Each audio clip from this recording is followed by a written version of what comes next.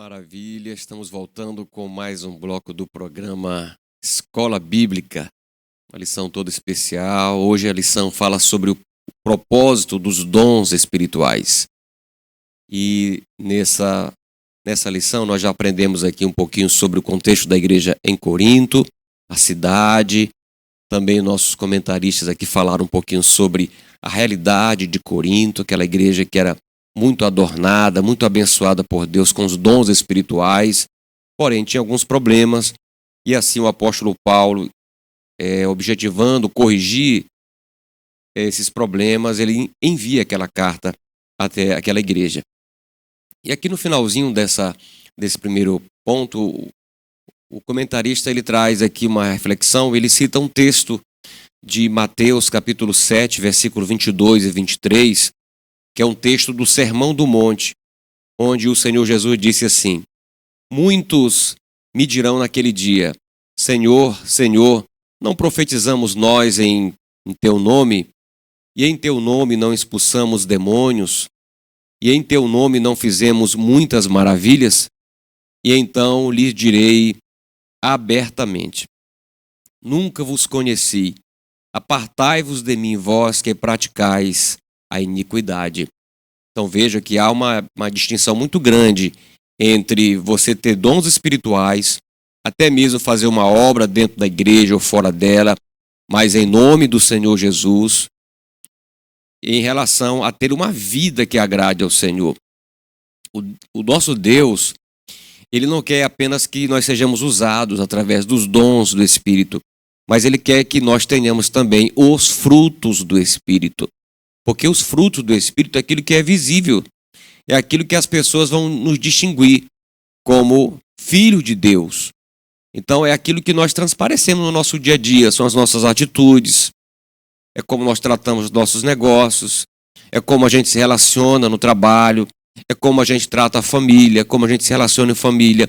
Tudo isso revela como está o nosso interior. E aqui, queridos, é uma aplicação prática para nós. Nós precisamos não apenas ter os dons do Espírito que são dados pelo Senhor, mas nós precisamos também manifestar o fruto do Espírito. E aqui nós vamos falar um pouco sobre isso nessa lição, tá bom? Então guarde bem no seu coração de que não basta ser usado por Deus, é preciso ter Deus, é preciso andar com o Senhor, é preciso manifestar o mesmo amor que o Senhor tem por nós, manifestar na nossa vida.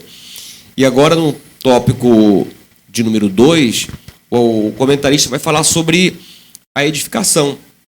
E ele fala da edificação que nós temos conosco mesmo e edificação com relação às outras pessoas. Eu passo a palavra aqui ao nosso evangelista Wallach, que vai nos falar um pouquinho sobre isso. Perfeito, pastor Marcos. Que belíssima lição essa. Paulo, quando ele fala na carta aos Coríntios, ele utiliza algumas terminologias, alguma escrita própria, e ele utiliza a palavra edificar a igreja.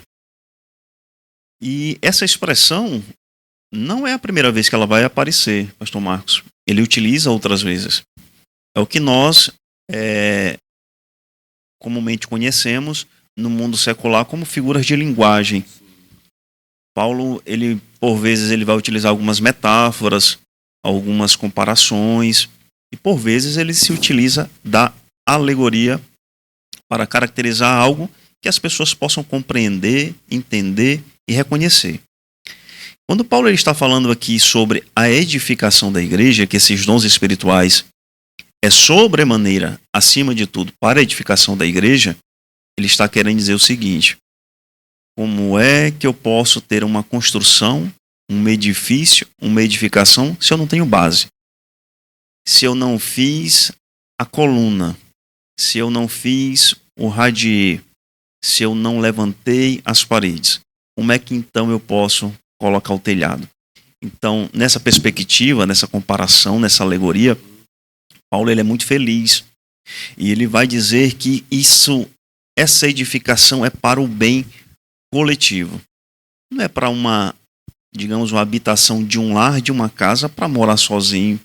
Se nós estamos aqui congregando, nós estamos aqui aprendendo a palavra de Deus em coletividade, então nós temos que estar bem fundamentados para que nós possamos crescer de igual modo.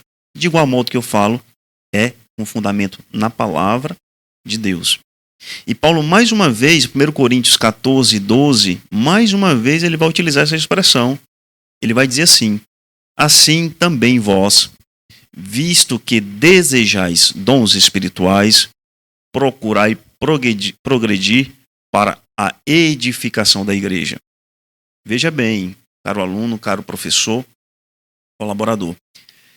Mais uma vez, Paulo vai se utilizar da terminologia edificação da igreja. Só que agora ele vai falar em progressão. Ele não fala só em construção. Vejam, entendam que Paulo já havia passado por Corinto. Já havia, em tese, tentado solidificar o conhecimento da palavra e a ministração do evangelho. E agora ele vai tratar da edificação da obra. Mas não só como o surgimento, não só como a gênese da obra, mas ele vai falar da progressão, que é o que interessa para o reino de Deus. Deus, ele sempre, nós temos comentado aqui, Deus ele tem sempre se preocupado com o crescimento espiritual da igreja e com o crescimento numérico. Nós tratamos aqui sobre qualidade e quantidade. Então, se em algum momento alguém chegou para você e disse: não, Deus não se preocupa com quantidade, Deus se preocupa com qualidade. Meu irmão, esse entendimento não é correto. Nós compreendemos, as escrituras estão aqui para nos demonstrar. Quando em Atos dos Apóstolos nós falamos que quando Pedro pregou, quase 3.000 almas se renderam aos pés do Senhor, nós estamos dizendo, naquela escritura santa, naquela escritura inspirada por Deus, que nosso Deus tem uma preocupação com o crescimento numérico da sua igreja. Então, Paulo aqui, tendo esse feeling, esse feedback, ele vai começar a perceber do crescimento, mas do crescimento organizado, tanto que ele fazia questão. Então, mais uma vez aqui, ele vem exortar, ele vem afirmar, dizendo, diácono Daniel, pastor Marcos: olha, meus irmãos, vocês têm todos os dons, quase todos os dons, mas do que adianta esse dom ficar para um ou para outro fazer um uso sem responsabilidade? Todos os dons que vocês receberam, não por mérito, mas pela graça, são para o crescimento, para o desenvolvimento espiritual da igreja e para que nós possamos ajudar uns aos outros, inclusive os não crentes, como a própria revista vai trazer no próximo tópico, o colega de bancada vai comentar, essa edificação até do não crente. A palavra de Deus sempre ela diz assim, pastor Marcos, nós pregamos assim: vinde a mim como estáis. Então, não quer dizer que eu não possa utilizar o dom que Deus me deu para atender aquela pessoa.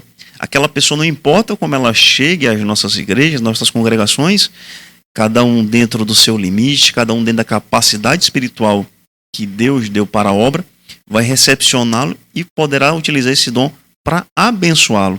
E é disso que nós tratamos. Nós temos a plena convicção e a plena certeza de que isso se adequa bem a que Paulo está falando aqui, para o crescimento, para a edificação da igreja. Maravilha, glória a Deus. Diácono Daniel, nos fale um pouquinho também sobre a concessão dos dons para a edificação do corpo de Cristo. Como é que o senhor vê também nessa perspectiva?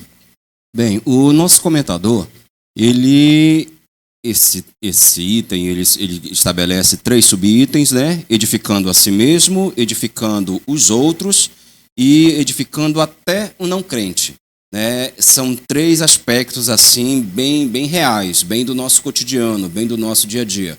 Então ele cita essa questão da edificação pessoal. Quando ele fala nesse primeiro subitem aqui, ele está falando da edificação de si mesmo, ele cita o dom de línguas. Por quê? Porque o dom de línguas, ele é um dom de edificação pessoal. É um dom que aquele que expressa esse dom do Espírito Santo, ele recebe a edificação. Tá? Então, o texto bíblico, lá em 1 Coríntios 14, o que ele diz? Ele diz que aquele que ora em línguas, ele edifica-se a si mesmo. Tá? Então, o que acontece é que ele espiritualmente ele é edificado, ele é construído. Ou seja, Deus, no espírito dele, começa a operar e trazer daquilo que é propósito de Deus para a vida dele. E em cima disso vai todo ocorrendo um crescimento espiritual, uma edificação na vida desse cristão. Ele coloca também essa situação aqui,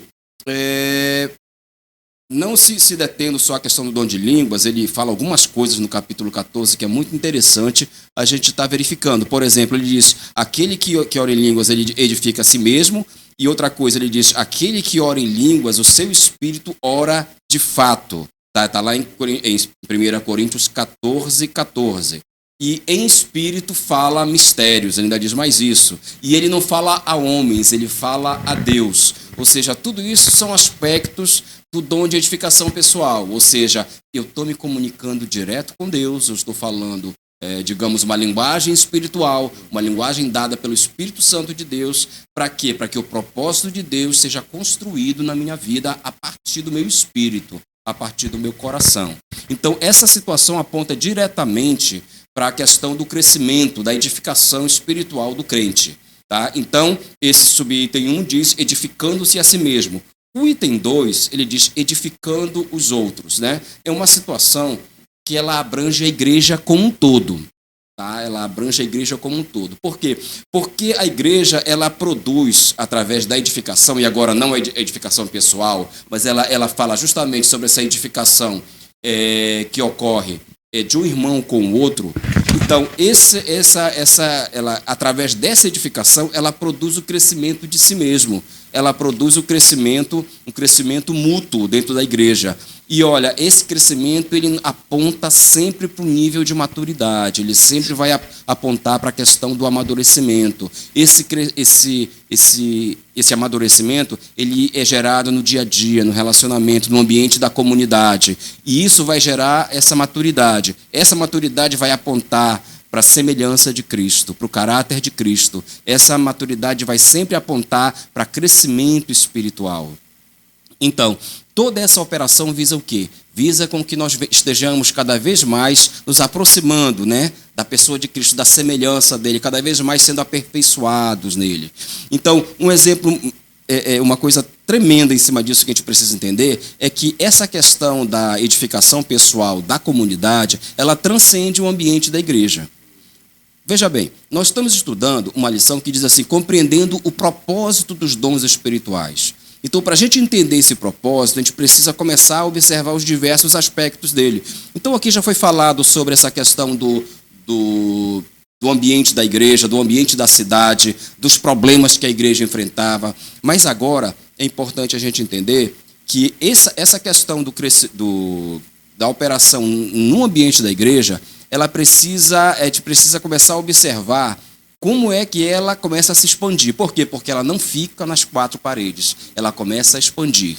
Então, o que acontece? Para a gente entender o propósito do dom espiritual de fato, a gente precisa entender, além do ambiente da igreja, a gente precisa entender todo o ambiente canônico, o ambiente bíblico. Tá? Então, o que a gente começa a perceber...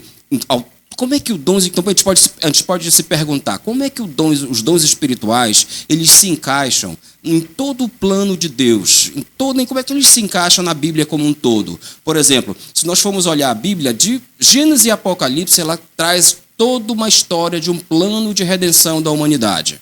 Ou seja, Deus operando para trazer de volta para si o homem. Aí, para que a gente entenda o propósito do dom espiritual, é importante também que a gente comece a observar como os dons espirituais vão se encaixar nisso. Por quê? Porque aí eu vou começar a entender o todo. Entendendo o todo, eu posso compreender melhor a efetividade do uso desses dons. Na igreja, no nosso dia a dia, na sua congregação, na sua escola dominical, no seu convívio. Então, uma coisa que é muito importante a gente entender, um exemplo claro disso, por exemplo, que a gente pode ver os dons espirituais sendo usados na igreja como um todo, é quando o Espírito Santo começa a levantar pessoas para abençoar não somente uma comunidade, mas ela já começa a abençoar uma cidade inteira. E aí começa a abençoar nações. E aí começa a estar abençoando gerações seguintes.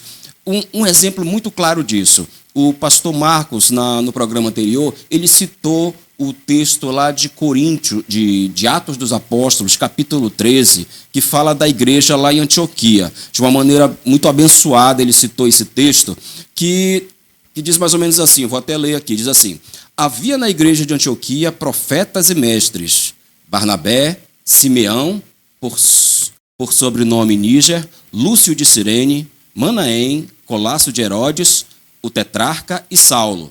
E servindo eles no Senhor e jejuando, disse o Espírito Santo: separai-me agora Barnabé e Saulo para a obra a que os tenho chamado.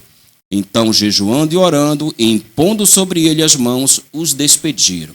Veja bem, olha como era a igreja de Antioquia. Uma igreja amadurecida no uso dos dons espirituais. Uma igreja que fluía nos dons. Então, os ministérios brotaram na igreja. E eles começaram a funcionar. E aí foi gerada maturidade no âmbito da igreja. E eles chegaram a um certo ponto em que, no âmbito da igreja local, haviam mestres, haviam profetas. E ali, todos eles, em unidade, entenderam a direção do Espírito Santo. E começaram a buscar a Deus em jejum. E, de repente, o Senhor trouxe uma direção específica. Separai-me Paulo e Barnabé para a missão que eu tenho escolhido para eles. E o que aconteceu aí? A igreja de Antioquia ela começou a transcender os limites, né, territoriais da sua cidade. Ela começou agora a mandar missionários.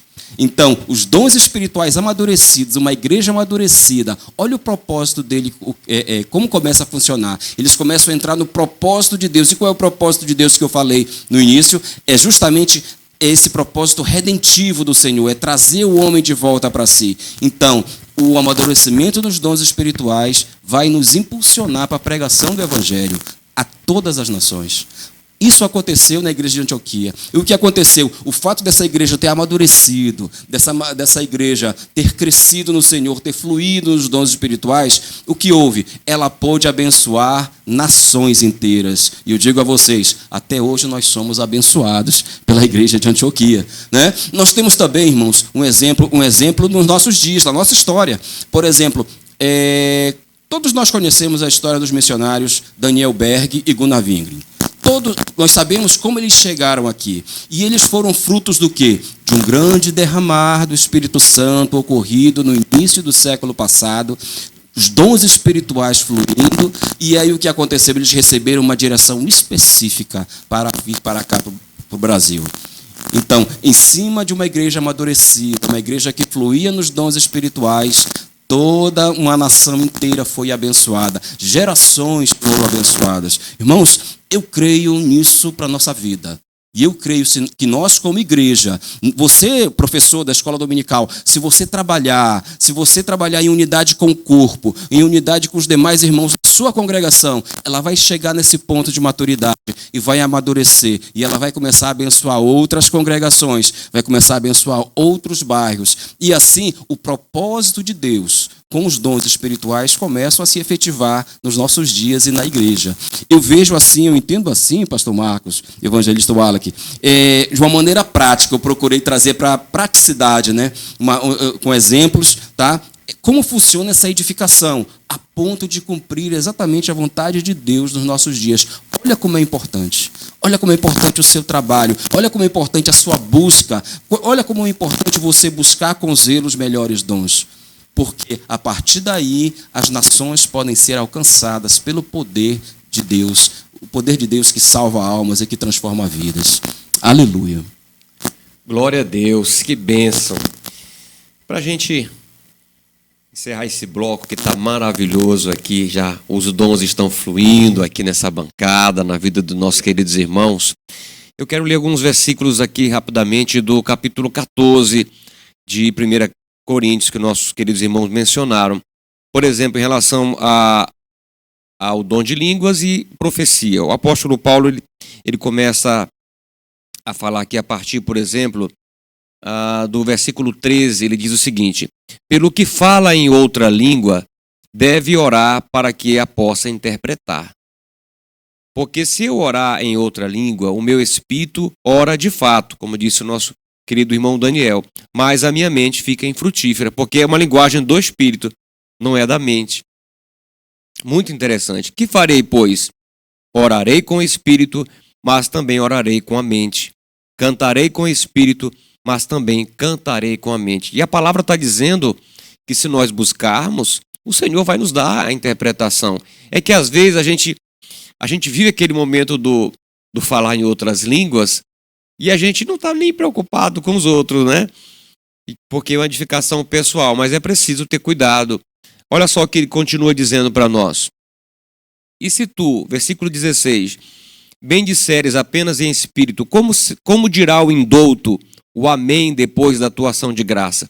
Se uma pessoa ficar falando só em outras línguas, o que aquele não crente ele vai entender? Como ele vai ser edificado? Ele vai achar muito estranho aquilo. É como você, como um brasileiro, vê uma outra pessoa falando em grego, vê uma outra pessoa falando em hebraico, falando em inglês, você não vai entender nada. Então, você vai sair daquele ambiente, porque você não está entendendo. E assim é a pessoa não crente. Então é muito importante.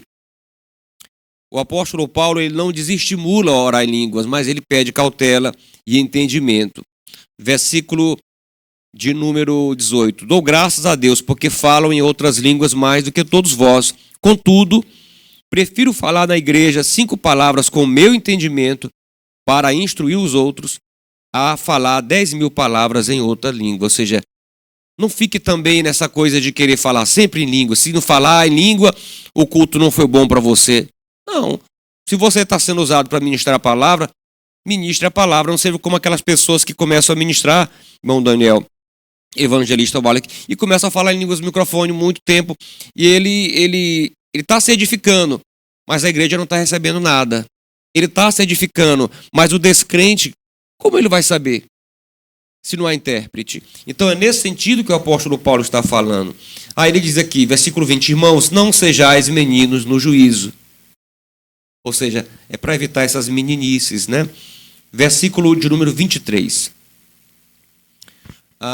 Se, pois, toda a igreja se reunir no mesmo lugar e todos se puserem a falar em outras línguas, no caso de entrarem indoutos ou incrédulos, não dirão porventura que estáis louco?